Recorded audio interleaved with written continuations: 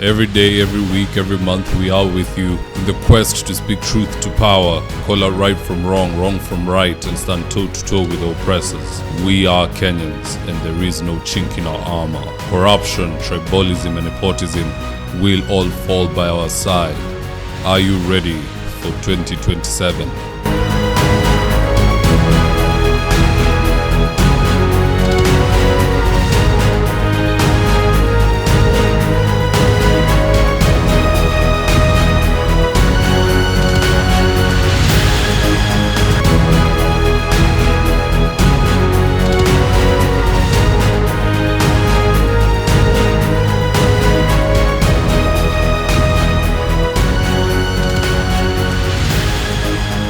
My name is Wafula, and I approve this message. And could not sit.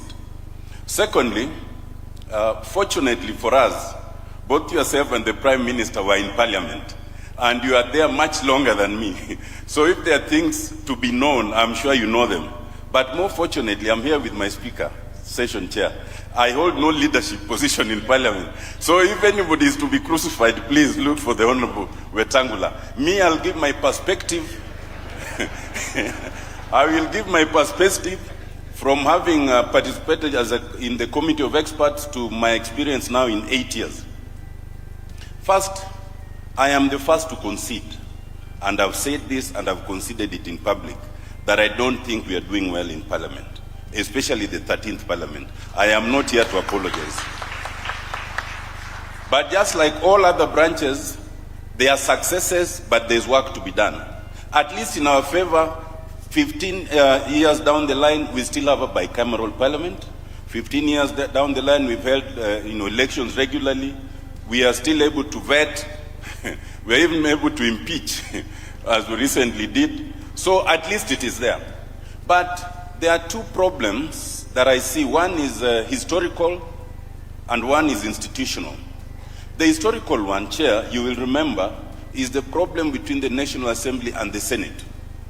In the Committee of Experts, we had designated the Senate as the upper house. You who were in Parliament then decided that we did not need a Senate and removed it.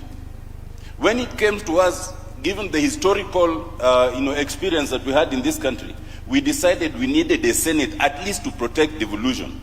So unfortunately, all the powers we had given to the Senate were removed, and we left the Senate with a threadbare role of protecting devolution and taking care of the interest of the devolved units.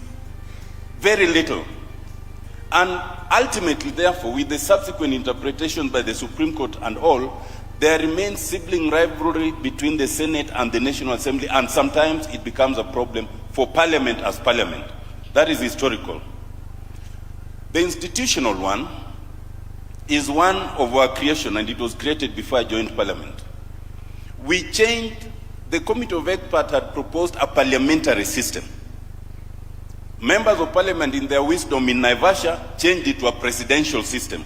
And so we had to make things to adopt to that presidential system. Whatever we made to adopt to the presidential system does not seem to have been reflected in the structure of politics. So that what we have now is you have members of Parliament from the party that is in the executive, and because they are the majority in Parliament, they call themselves government. You have members of Parliament from the minority who call themselves opposition. Members of Parliament are yet to learn that there is no government or opposition inside of Parliament. There is only the majority and the minority, and collectively we are supposed to oversight the executive. That we have not learned, and it's something we struggle with. And that's part of the problem. I think moving forward, there are things to be done. One, if Parliament must seriously work on the trust deficit that we currently have.